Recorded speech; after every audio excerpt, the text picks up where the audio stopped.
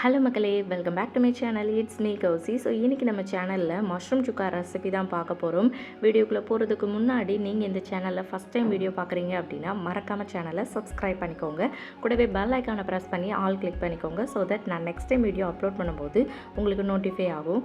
இப்போ இந்த சூப்பரான சிம்பிளான ரெசிபியை எப்படி பண்ணலாங்கிறத பார்த்துடலாம்.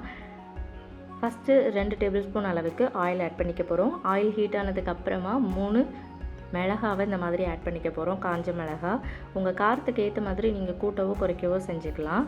ஒரு பெரிய சைஸ் வெங்காயத்தை இந்த மாதிரி பொடி பொடியாக கட் பண்ணி ஆட் பண்ணிக்க போகிறோம். வெங்காயம் நல்லா கண்ணாடி பதத்துக்கு வதங்கணும். ஸோ 2 நிமிஷம் நல்லா ஆயிலே அந்த மாதிரி வதக்கி எடுத்திங்கன்னா கண்ணாடி பதத்துக்கு வந்துடும். அந்தளவுக்குலாம் பொறுமை இல்லை அப்படின்னு நினைக்கிறவங்க இந்த டைமில் கொஞ்சமாக சால்ட்டு சேர்த்திங்கன்னா வெங்காயம் சீக்கிரமாக வதங்கிடும். ஸோ ஃப்ளேவருக்காக நம்ம இப்போ கருவேப்பிலை சேர்க்க போகிறோம். கருவேப்பிலை நல்லா கிறிஸ்பியாக தான் இருந்தால் தான் எனக்கு ரொம்ப பிடிக்கும் அப்படின்னு நினைக்கிறவங்க வெங்காயம் ஆட் பண்ணுறதுக்கு முன்னாடியே ஆயிலில் ஆட் பண்ணிக்கோங்க. கிறிஸ்பியாக இருக்கும்.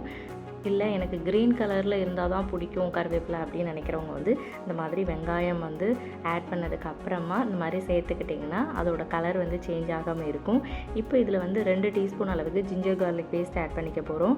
ஜிஞ்சர் கார்லிக் பேஸ்ட் சில பேருக்கு ஃபைனாக ஆட் பண்ணுறது தான் பிடிக்கும், பேஸ்ட்டாக இருக்கணும் அப்படின்னு நினைப்பாங்க. அவங்க இந்த மாதிரி பேஸ்ட்டை ஆட் பண்ணிக்கோங்க. எனக்கு இந்த மாதிரி குறைன்னு இருந்தால் தான் பிடிக்கும். நம்ம சாப்பிட்றப்போ அப்போ தான் அந்த இதை நம்ம சியூ பண்ணுறப்போ அந்த ஃப்ளேவர் உள்ளே இறங்குற மாதிரி இருக்கும். நல்லா அதோட பச்சை வாசம் போனதுக்கப்புறமா 2 மீடியம் சைஸ் தக்காளியை குட்டி குட்டியாக கட் பண்ணி இதில் ஆட் பண்ணிக்க போகிறோம். தக்காளியை நல்லா மசிச்சு விட்டுக்கோங்க. அப்போ தான் சீக்கிரமாக குக் ஆகும். இந்த மாதிரி மசிச்சு விட்டுட்டு ஒரு 2 நிமிஷம் குக் பண்ணிங்கனாலே நல்லாவே அந்த தக்காளி குக் ஆகிடும். இப்போ எண்ணெய் பிரிஞ்சு வந்துடும். அந்த டைமில் என்ன பண்ணிக்க போகிறோம் அப்படின்னா மசாலாஸ்லாம் ஆட் பண்ணிக்க போகிறோம். 1/2 டீஸ்பூன் அளவுக்கு மஞ்சள் தூள், 1 டீஸ்பூன் அளவுக்கு மிளகாய் தூள், 1/2 டீஸ்பூன் அளவுக்கு மல்லித்தூள் ஆட் பண்ணிக்க போகிறோம். இப்போ இதுக்கு தேவையான அளவு உப்பு சேர்த்துக்க போகிறோம். உப்பு சேர்த்துட்டு நல்லா ஒரு டைம் கீழே அடி பிடிக்காமல் வதக்கி எடுத்துக்கணும். இப்போ நீங்கள் சுக்கா மாதிரி பண்ண போகிறோம், அதாவது எனக்கு கொஞ்சம் ட்ரையாக வேணும் அப்படின்னு நினைக்கிறவங்க இதில் தண்ணி சேர்க்க வேண்டாம். கொஞ்சம் கிரேவி மாதிரி தொக்கு மாதிரி பண்ணணும்னு நினைக்கிறவங்க உங்களுக்கு கிரேவி எந்த அளவுக்கு, அதாவது எந்த கன்சிஸ்டன்சியில் வேணுமோ அதுக்கு ஏற்ற மாதிரி தண்ணி ஆட் பண்ணிக்கோங்க. நான் இன்றைக்கி கிரேவி மாதிரி பண்ண போகிறேன். ஸோ நான் ரைஸ்க்கு வச்சு சாப்பிட போகிறதுனால கிரேவி மாதிரி பண்ண போகிறேன். ஸோ அதனால் தண்ணி கொஞ்சமாக ஆட் பண்ணிக்க போகிறேன். தண்ணி இந்த டைமில் ஆட் பண்ணிவிட்டு ஒரு கொதி வர்ற வரைக்கும் வெயிட் பண்ணிக்கலாம். இப்போ பார்த்தாலே தெரியும் ஒரு கொதி வந்திருக்கும். ஸோ அப்போ தான் மசாலாஸ் கொஞ்சமாவது குக் ஆகியிருக்கும். இந்த டைமில் நம்ம மஷ்ரூம்ஸை ஆட் பண்ணிக்கலாம். மஷ்ரூமை ரொம்ப கட் பண்ணணுங்கிற அவசியம்லாம் இல்லை. ஓரளவுக்கு அது நார்மலாகவே இருந்தாலே போதும். ஒரு மீடியம் சைஸ் மஷ்ரூமை கணக்கு பண்ணி அந்தளவுக்கு நீங்கள் எடுத்துக்கலாம்.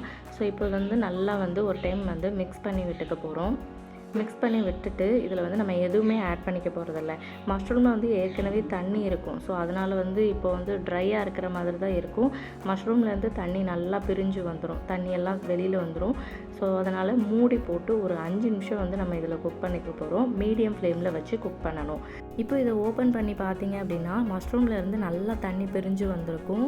இப்போ இதை இந்த கன்சிஸ்டன்சிலே போதும் அப்படின்னா இதை நல்லா ஒரு டைம் மிக்ஸ் பண்ணி விட்டுக்கோங்க. இல்லை கொஞ்சம் ட்ரையாக வேணும் அப்படின்னு நினச்சிங்கன்னா நல்லா ட்ரை ஆகிற வரைக்கும் குக் பண்ண விட்டுருங்க. இப்போ இதில் பார்த்தீங்கன்னா பெப்பர் ஆட் பண்ணிக்கோங்க. பெப்பர் ஃப்ளேவர் அதிகமாக வேணும்னா உங்களுக்கு ஏற்ற மாதிரி ஆட் பண்ணிக்கோங்க. 1 டீஸ்பூன் அளவுக்கு சோம்பு பவுடர், 1 டீஸ்பூன் அளவுக்கு ஜீரா பவுடர் ஆட் பண்ணிக்கோங்க. ஆட் பண்ணிவிட்டு அதோட ரா ஸ்மெல் போகணும். அது வரைக்கும் நல்லா இதை மிக்ஸ் பண்ணி விட்டுக்கோங்க. இதிலேருந்து இப்போ ஆயில் பிரிஞ்சு வரணும்.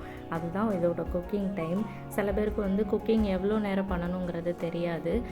இதை ஓவர் குக் ஆகினாலும் நல்லா இருக்காது. ஸோ ஆயில் பிரிஞ்சு வந்ததுக்கப்புறமா கொத்தமல்லி எல்லாம் தூவி நல்லா ஒரு டைம் மிக்ஸ் பண்ணி விட்டுட்டு சர்வ் பண்ணிங்கன்னா சூப்பரான மஷ்ரூம் சுக்கா ரெடி. எல்லாருக்குமே கண்டிப்பாக பிடிக்கும், குழந்தைங்க முதற்கொண்டு. நீங்களும் ட்ரை பண்ணிவிட்டு உங்களோட ஃபீட்பேக்கை மறக்காமல் சொல்லுங்கள். தேங்க்ஸ் ஃபார் வாட்சிங்.